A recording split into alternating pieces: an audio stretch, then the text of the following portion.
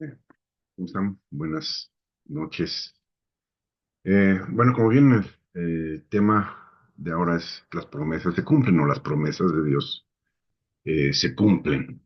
Quiero empezar con la cita de Mateo 4, capítulo 4, versos 1 en adelante.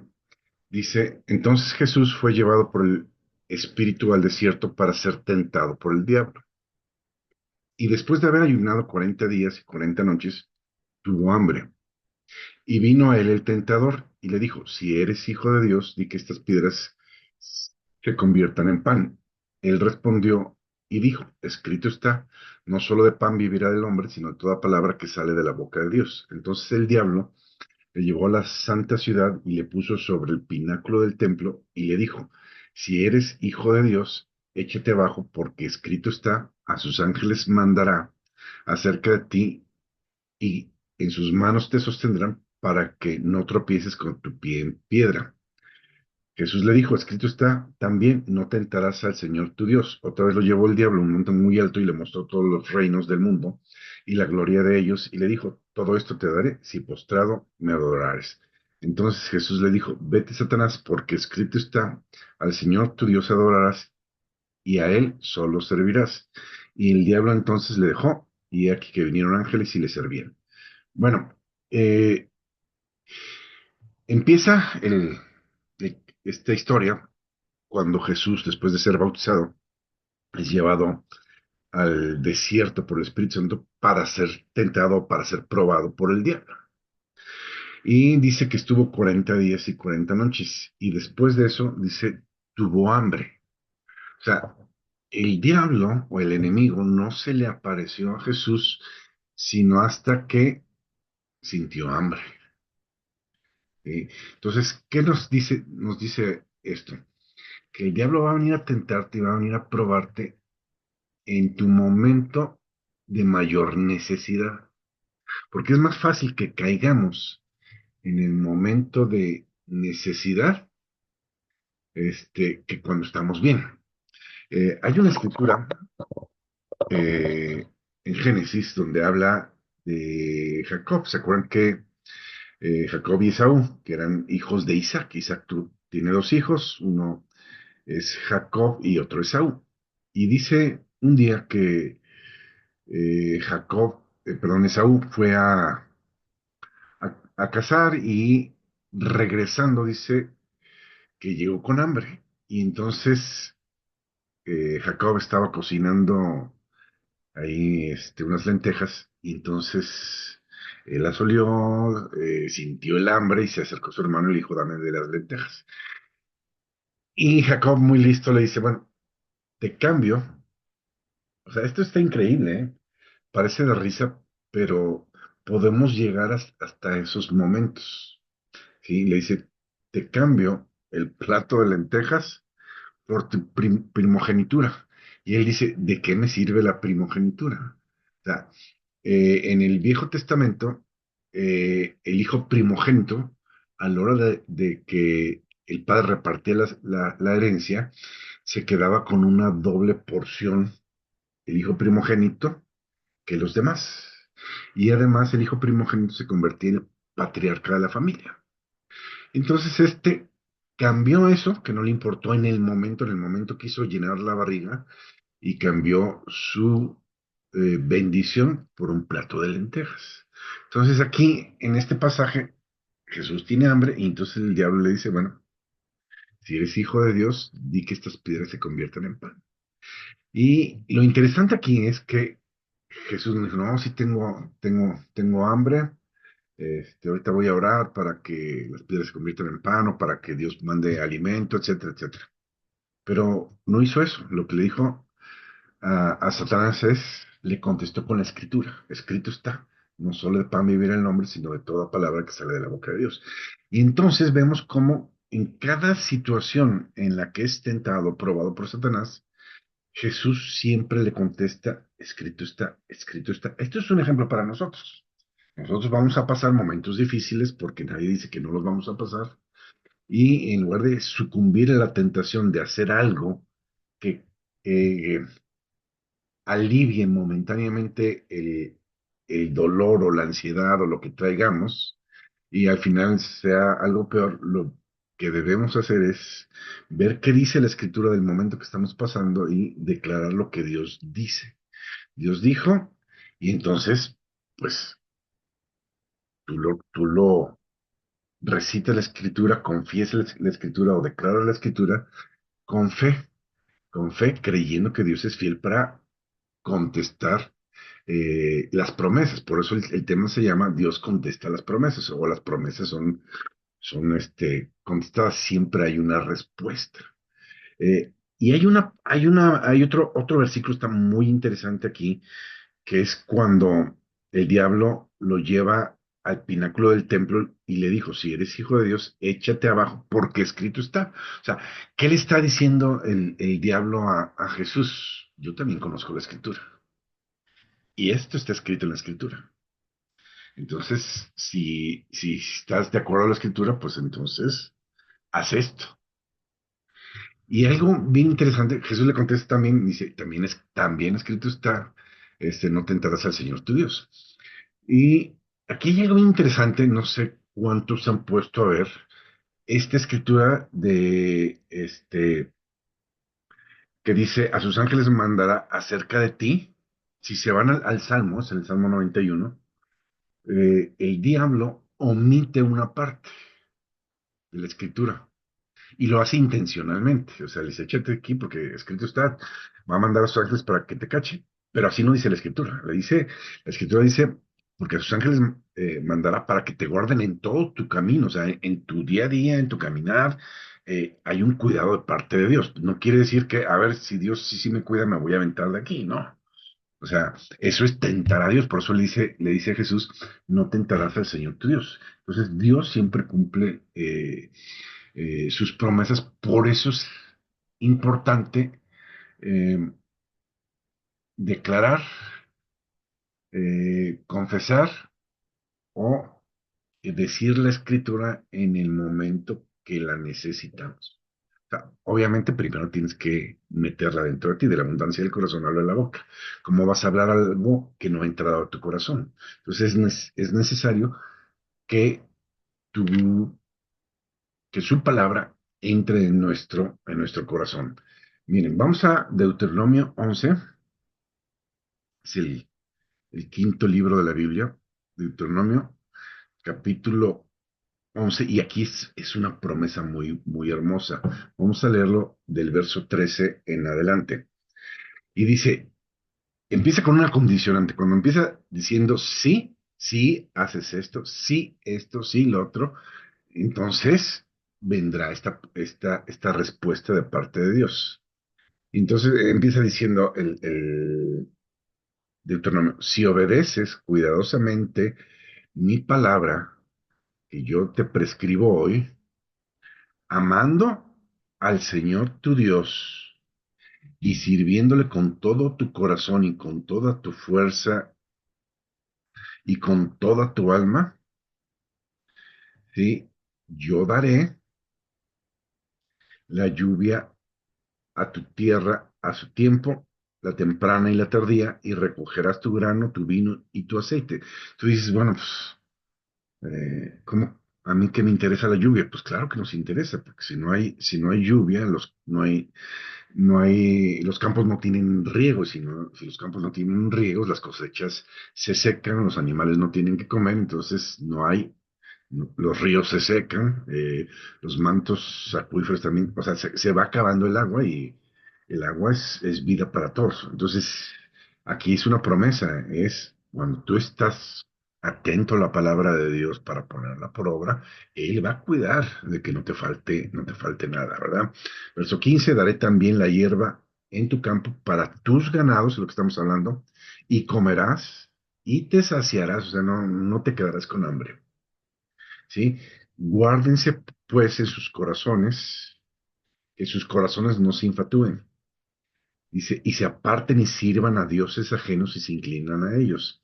Y se enciende el furor del Señor sobre ustedes y cierre los cielos y no haya lluvia, ni la tierra de su fruto, y perezcas pronto de la buena tierra que el Señor te da. Entonces, pues aquí está la promesa. Si estás escuchando la palabra, la pones por obra, estás bajo el cuidado de Dios. Y si no, pues estás a merced de las inclemencias del tiempo, ¿no? No sé si alcanza a leer todo, hijo, traigo mucho y el tiempo es corto, pero por ejemplo, si ustedes leen en Éxodo, eh, cuando en Éxodo empieza con la salida del pueblo de Dios de Egipto. Entonces, a partir de que salen, el pueblo constantemente se está queje y queje, llore y llore y llore, y designemos un capitán y regresémonos a Egipto, como si en Egipto eh, hubieran sido bienvenidos, o sea, no iban a ser bienvenidos, o sea, después de todo lo que pasó, pero querían volver atrás, o sea, Dios los sacó de Egipto, pero fue muy difícil sacar a Egipto de la cabeza de la gente. Entonces la pasa el pueblo llorando y murmuran contra Moisés y contra los líderes, y vemos ahí, ¿no? Cómo Dios respalda siempre al líder que pone. Eso no quiere decir que el líder vaya a ser perfecto, ¿no? Nadie es perfecto, bueno, no hay ninguno, pero si Dios pone a alguien, Dios lo respalda, ¿sí? No quiere decir que no se equivoquen. Tenemos el caso de Juan el Bautista. Juan el Bautista fue puesto por Dios para abrir la brecha, para abrir camino para Jesús, dice, para aquel que habría eh, de venir. Entonces, eh, ¿cuál fue el último mensaje que dio Juan el Bautista? Es arrepiéntense porque el reino de los cielos se ha acercado. Ese fue su último mensaje. ¿Cuál fue el primer mensaje de Jesús con el que empezó Jesús? Arrepiéntanse porque el reino de los cielos se ha acercado. O sea, con lo que termina Juan el Bautista, ahí es el inicio del ministerio de Jesús y con eso empieza, está diciendo, nosotros respaldamos a Juan y empieza su ministerio. Ahora, Juan cometió un error, sí, perdió la cabeza, figurativa y literalmente. O sea, en lugar de seguir a Jesús, sintió que su propósito se había acabado y se fue a molestar a Herodes. ¿Sí? No dice que Dios le dijo, ve y dile a Herodes. No, no. O sea, es más, dos de los discípulos de Juan se fueron a seguir a Jesús. Es lo que debió de haber hecho Juan el Bautista. Pero bueno, esa es otra historia, ¿no? Eh, en el capítulo 17 está la historia de Éxodo, la historia de la roca y el agua de la roca. No sé si conocen la historia, si no la pueden leer ahí en el capítulo 17. El pueblo vuelve a murmurar contra Moisés porque tienen sed, porque no hay agua, y dice, ¿para qué nos trae aquí Dios? Para matarnos de sed, etcétera, etcétera. Entonces, Dios le dice a Moisés, ¿sabes qué? Ahí hay una roca, golpea la roca y saldrán aguas de ella. Entonces, Moisés ahí empieza a renegar con Dios y por eso se llaman las aguas de la rencilla.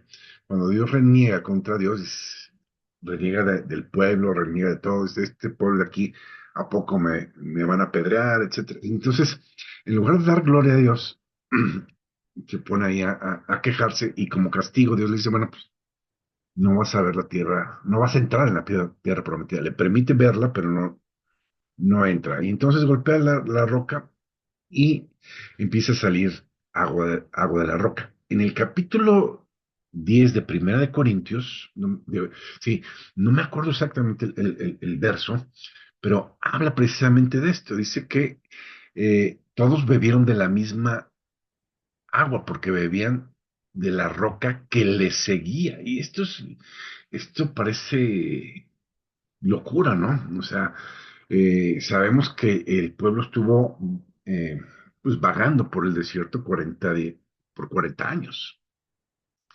Entonces tenían la nube, que era la presencia de Dios durante el día para que el sol no los fatigara, y en la noche tenían la columna de fuego para que se calentaran. Eso era una señal inequívoca de la presencia de Dios con ellos. Y esto se hizo tan común entre ellos el ver esto que se olvidaron que era Dios estando ahí con ellos. Bueno, el caso es que la nube se movía y el pueblo todo el pueblo se tenía que mover hacia el rumbo donde dictaba la nube. Sí, la nube era la presencia de Dios, pero dice que la roca le seguía, porque de esa roca estuvieron bebiendo agua 40 años. Y entonces, en su recorrido por el desierto, la roca los iba siguiendo. O sea, mm, no le salieron patitas a la roca, pero la roca de alguna manera, no sé cómo, pero la roca se movía. Es como cuando Jesús ora por Lázaro, cuando Lázaro está muerto, y le dice, Lázaro ven fuera, y Lázaro sale, y dice la Biblia que está vendado de pies a cabeza. Entonces tú dices, pues, ¿cómo es que, cómo salió a brinquitos, volando, cómo salió? Entonces son cosas que de repente están en la escritura, a veces no les hacemos mucho caso a esas, pero son señales, ¿no? Del poder y de Dios con nosotros, ¿no? Me voy a saltar algunas pocas citas por falta de tiempo. Se nos va el tiempo muy rápido.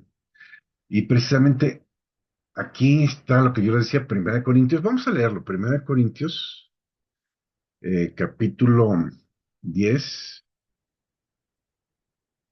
Primera de Corintios, capítulo 10. Vamos a leer del 1 al 13. Y fíjense cómo dice. Porque no quiero, hermanos, que ignoren que nuestros padres, está hablando precisamente de Moisés en ese tiempo, todos estuvieron bajo la nube, lo que estábamos hablando, y todos pasaron el mar, y todos en Moisés fueron bautizados en la nube y en el mar, y todos comieron del mismo alimento espiritual. O sea, ¿se acuerdan que el maná caía del cielo? El maná representa la palabra. No solo de pan comerá vivir el hombre, sino toda palabra que sale de la boca de Dios. Entonces, el maná representa ese alimento espiritual. De hecho, aquí lo está diciendo. Todos se alimentaron de la misma comida espiritual, ¿sí? Y representa la palabra de Dios, el maná. Dice, y todos bebieron la misma bebida espiritual porque bebían de la roca espiritual que los seguía. ¿Se fijan lo que les decía hace rato? La roca los seguía, la roca caminaba con ellos. Y dice, y la roca era Cristo. Dice, pues, ¿cómo que Cristo? Cristo no nació 2000 años después de eso. Bueno, Cristo siempre ha existido. Se encarnó a través de la Virgen María, pero siempre ha existido. ¿Sí? Y la roca era Cristo, dice, verso 5 dice, pero de los demás de ellos no se agradó Dios, por lo cual quedaron postrados en el desierto. Verso 6 mas estas cosas sucedieron como ejemplo para nosotros, para que no codiciemos cosas malas como ellos codiciaron, ni seamos idólatras como algunos de ellos. Según está escrito, se sentó el pueblo a comer y a beber, y se levantaba a jugar. Ni forniquemos como algunos de ellos fornicaron y cayeron en un día 23,000. Ni tentemos al Señor, o sea, como que fue una de las partes que Jesús le dijo al diablo, no tentarás al Señor tu Dios, ¿sí? Ni tentemos al Señor, dice, como también algunos de ellos le tentaron y perecieron por las serpientes. Ni murmuremos, como algunos de ellos murmuran, lo que comentábamos hace rato, y perecieron por el destructor. Y estas cosas les acontecieron como ejemplo y están escritas para amonestarnos a nosotros, a quienes han alcanzado los fines de los siglos. Así que el que crea o el que piense que está firme, mire que no caiga. Esta cita está tremenda, ¿eh? Yo creo que sería bueno que nos grabáramos este verso 12, dice que el que piense estar firme, que no caiga. Porque no tienes idea cuánta gente que aparentemente estaba muy entregada a Dios, me ha dicho, yo ya no quiero saber nada de Dios. ¿Sí? Gente que me ha dicho, no, hombre, yo aquí nadie me saca, y yo ya les digo, ni me digas, porque los primeros que me dicen son los primeros que se van. ¿Sí? Entonces, por eso dice, el que crea estar firme, pues, asegúrese de que no vaya a caer. Entonces, porque en cualquier momento cualquiera podemos caer. ¿Sí? Verso 13, no te ha sobrevenido ninguna tentación o ninguna prueba que no sea humana, pero fiel es Dios que no te dejará ser tentado más de lo que puedes resistir, sino que dará juntamente con la prueba la vía de escape, la salida, para que puedas soportar. Entonces, ¿qué dice? Viene la prueba, pero juntamente con la prueba hay una salida. El problema es que si estamos viendo nada más el problema, no vamos a poder ver la vía de escape. Entonces tenemos que retroceder un poco, quitar los ojos del problema y poner los ojos en la solución del problema. La solución del problema está en Dios. La solución del problema está en Cristo. ¿Sí? De hecho, dice la Biblia, yo apresuro mi palabra para ponerla por obra. Tú tienes que soltar la palabra y Dios la va a poner por obra. De eso se encarga. Si alguien es fiel a su palabra, es Dios. Si alguien está comprometido con su palabra, es Dios. ¿Sí? Dios no miente. ¿Sí? Dice en Números 23:19 que Dios no es hombre para que mienta, ni hijo de hombre para que se arrepienta. Si Dios dijo, Dios lo va a hacer. Entonces, Dios cumple lo que Él promete. ¿Sí? Así de sencillo. En Mateo 7, del 24 en adelante, no se vayan, vamos a comentarlo rápidamente. Anote la cita, Mateo 7, 24 en adelante, al 29, está la parábola de los dos cimientos. Jesús dice, cualquiera pues que me escucha esta palabra que le estoy hablando y la pone por obra, lo que hablábamos hace rato, dice, le consideraré a un hombre prudente que edificó su casa sobre la roca. ¿Va a haber problemas? Sí, sí va a haber problemas. Vinieron vientos, vinieron tempestades, golpearon fuerte contra aquella casa, pero la casa permaneció en pie porque estaba fundamentada en la roca. La roca es Cristo, ya lo leímos, ¿sí? La roca es Cristo. Si tu vida está cimentada en Cristo, en la palabra, Jesús es la palabra, entonces cuando vengan los problemas no te van a tumbar. Dice, pero el que escucha la palabra y no la pone por obra, le consideraré un hombre insensato que edificó su casa sobre la arena. Y vinieron los mismos problemas que en el otro, porque a veces pensamos que ya por el hecho de estar en Cristo, pues ya no va a haber problemas, ¿no? Dice la Biblia, un mismo suceso acontece al justo y al impío, pero el justo tiene puestos sus ojos en su cabeza, en Cristo.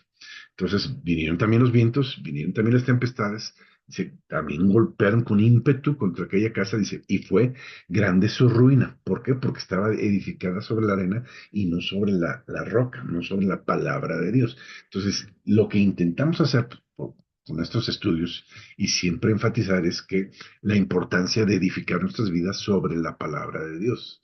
¿Por qué? Porque es la que nos va a mantener firmes, ¿sí? Es la que nos ayuda a salir adelante. Tu vara y tu callado me infunden aliento, dice en el Salmo 23. ¿Sí? La vara es la palabra, ¿sí? Aunque ande en valle de sombra y de muerte, no temeré mal alguno. Sí, porque tú estás conmigo, tu vara y tu callado me infunden aliento. Entonces, las promesas de Dios están ahí para que me ayuden a sostenerme en los momentos difíciles, ¿sí? Ok. En Hebreos capítulo 12, 2, vamos a leerla. Yo creo, sé que es una cita que muy conocida por todos. Hebreos 12:2 dice, puestos los ojos en Jesús, el autor y consumador de la fe, el cual por el gozo puesto delante de él sufrió la cruz, menospreciando el oprobio y se sentó a la diestra del trono de Dios. Entonces, ¿qué está diciendo o cuál es el consejo que la Escritura nos da en este capítulo? Es pon tus ojos en Jesús, no quites tus ojos en Jesús, ¿sí? Siempre tenemos la tentación de voltear a ver nuestros problemas, de enfocarnos en nuestros problemas, pero en lo que nos debemos de enfocar es en Dios, en Jesús y en su palabra. ¿Sí? Algo que les he dicho, porque es un principio, ¿no? Aquello en lo que te enfoques puede ser un puntito, pero si te enfocas en ese puntito va a ser tu todo. En lo que te enfoques se magnifica. Entonces, en la medida que te enfoques en tu problema va a crecer. En la medida que te enfoques en la palabra va a crecer. Dice la Biblia que el reino de los cielos es semejante a una semilla de mostaza que es la más pequeña de todas las semillas, ¿sí? Refiriéndose a su palabra. Una vez que esa palabra de Dios, que parece pequeña y tu problema tan grande, es sembrada esa semilla, dice que esa semilla crece y crece y se convierte en la más grande de todas las hortalizas. O sea, tú siembras la palabra de Dios y aunque parezca muy pequeña en ese momento comparado con el problemón que tienes, una vez que siembres en tu corazón esa palabra, que es la respuesta a tu problema y la dejes crecer dentro de ti, esa palabra se va a convertir en más grande que cualquier problema que tú puedas tener. Es una promesa que tenemos de parte de Dios. Y las promesas de Dios, Dios le va a cumplir, pero es enfocarnos en lo que realmente importa, en la palabra, ¿sí? No en el problema. De hecho, la Biblia no dice, habla del problema. ¿Sí? ¿Se acuerdan que dice cualquiera que le diga a este monte, quítate de aquí y échate en el mar, y no dude en su corazón, sino que crea que será hecho lo que dice, lo que diga, le será hecho? Entonces, ¿qué está diciendo es, no estés hablando del problema, es que tengo un problema, es que tengo un problema. Tendemos a hacer eso, a quejarnos. De hecho, dice la Biblia, eh, no se quejen unos con otros para que no reciban mayor condenación. Entonces, lo que hace la queja es acrecentar el problema.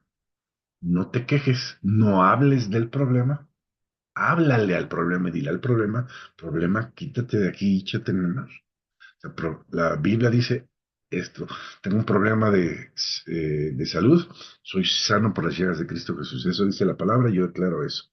No importa lo que vea, no importa lo que sienta, tengo que estar declarando esa promesa y dejar que esa promesa crezca en mi vida para poder ver la respuesta que es la sanidad.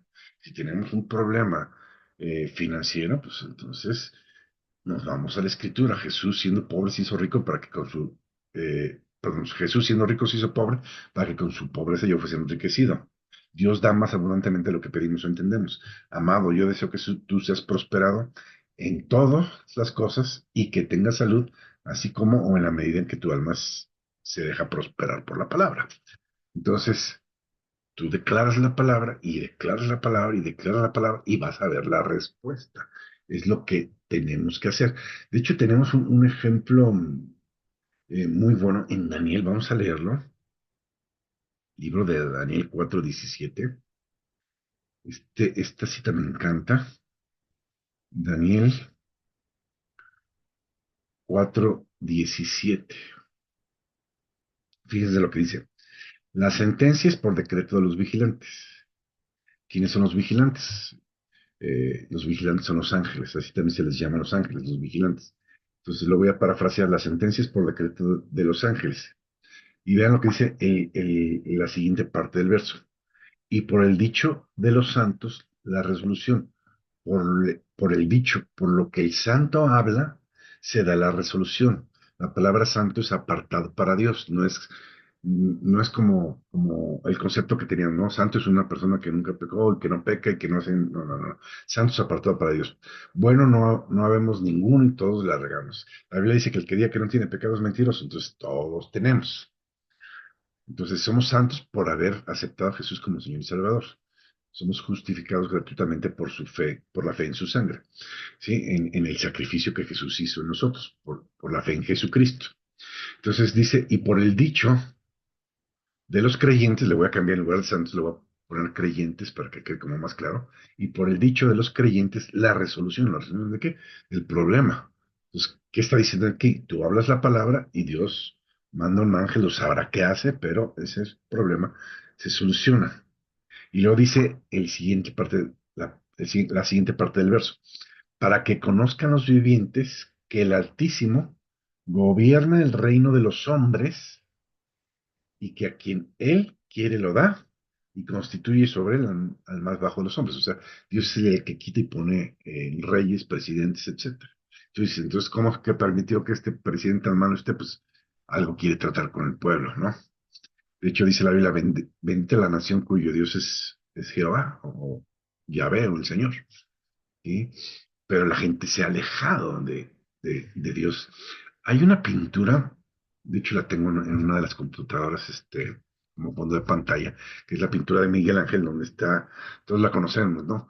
Está Dios queriendo alcanzar al hombre y el hombre así bien flojonazo ahí acostado, mm, que si solo estira el dedo alcanza el dedo de Dios, pero está así, volteado con el dedo así, y me llama mucho la atención porque refleja, ¿no? Dios buscando al hombre y el hombre dándose su paquetazo y haciéndose el importante delante de Dios, cuando Él es el que nos da la vida y Él nos da aliento y lo que necesitamos. Y nosotros, pues, no tenemos la correcta intención de acercarnos a Él.